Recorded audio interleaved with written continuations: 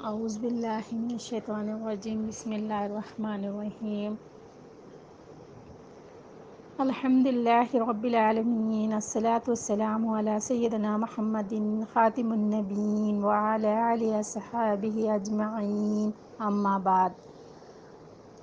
میری بھی پیاری عزیز بہنوں، السلام علیکم رحمۃ اللہ وبرکاتہ۔ میرا عنوان ماہ محرم کی اہمیت۔ ماہ محرم الحرام عظیم الشان اور مبارک مہینہ ہے۔ یہ ہجری سال کا پہلا مہینہ ہے۔ حرمت والے 4 مہینوں میں کا ایک مہینہ ہے۔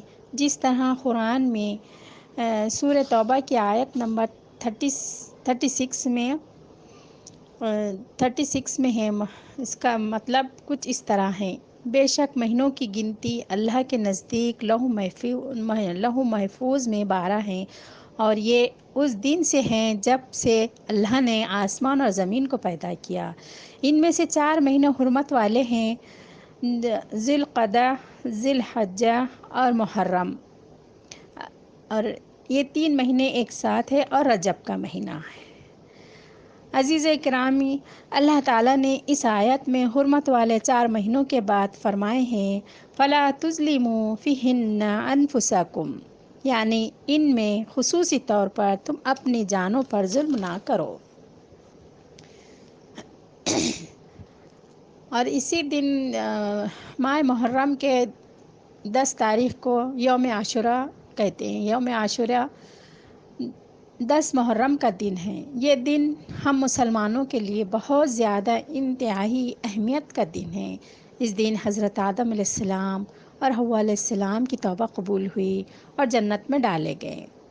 جنت، دوزخ، زندگی، موت، تقدیر کو اللہ تعالیٰ نے اسی دن پیدا کیا ہے، اور اس کے علاوہ انبیاء اکرام کو انعامات اور کامیابی سے نوازا گیا۔ حضرت نوح علیہ السلام کی کشتی کنارے لگی، حضرت نوح علیہ السلام کو طوفان سے بچا لیا گیا، حضرت ابراہیم علیہ السلام کی پیدائش اور نمرود سے نجات ملی۔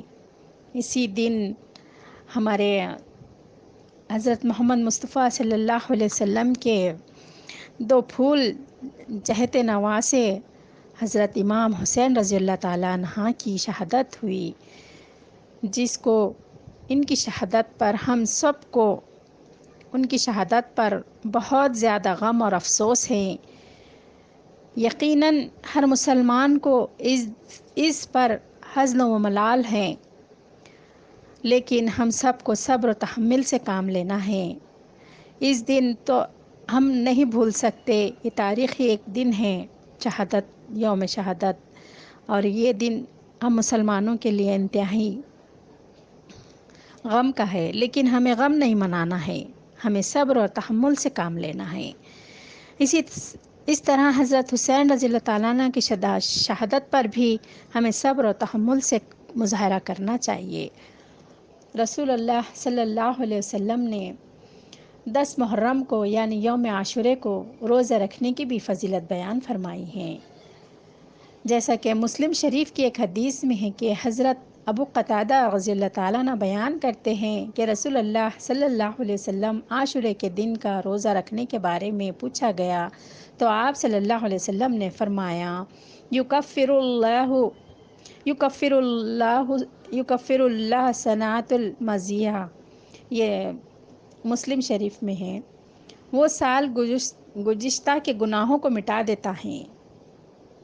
اسی طرح صحیح مسلم میں بھی اور ایک حدیث آئی ہے، اور ایک حدیث میں ہے کہ حضرت عبداللہ بن عباس رضی اللہ تعالیٰ عنہ عاشوراء کے بارے میں پوچھا گیا، انہوں نے کہا کہ میرے علم میں رسول اللہ صلی اللہ علیہ وسلم دوسرے ایام پر اس کی فضیلت کی وجہ سے دن روزہ نہیں رکھا سوائے اس دن کے، عاشوراء کے، اور نہ دوسرے مہینوں پر اس کی فضیلت کی وجہ سے کسی مہینے میں روزہ رکھا سوائے اس مہینے یعنی رمضان کے۔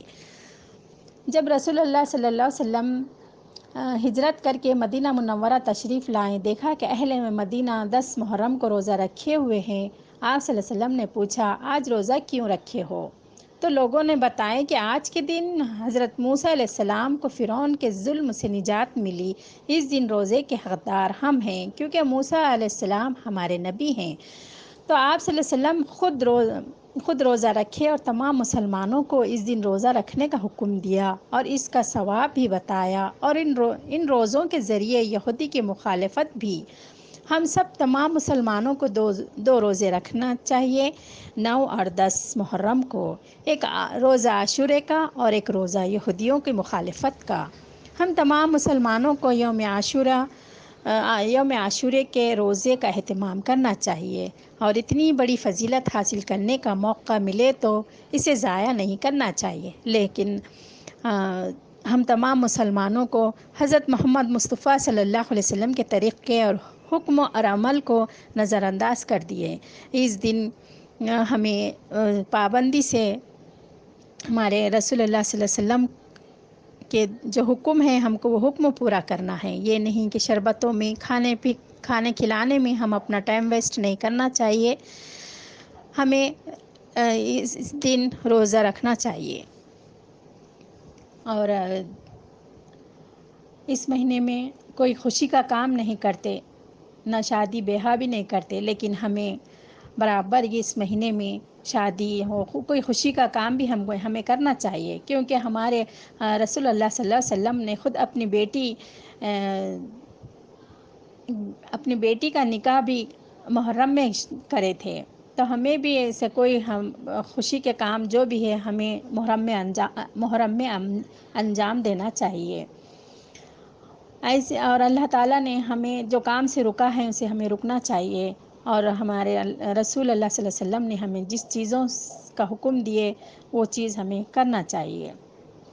اللہ اور اس کے رسول کی سنت کو ہمیں ایجاد کرنا چاہیے۔ آپ صلی اللہ علیہ وسلم سے اللہ ہم سب کو نبی کریم صلی اللہ علیہ وسلم کے طریقے پر عمل کرنے کی توفیق عطا فرما، آمین۔ اور قیامت والے دن نبی کریم صلی اللہ علیہ وسلم کی شفاعت کا حقدار بنائے، آمین ثم آمین۔ وآخر دعوانا ان الحمد للہ رب العالمین۔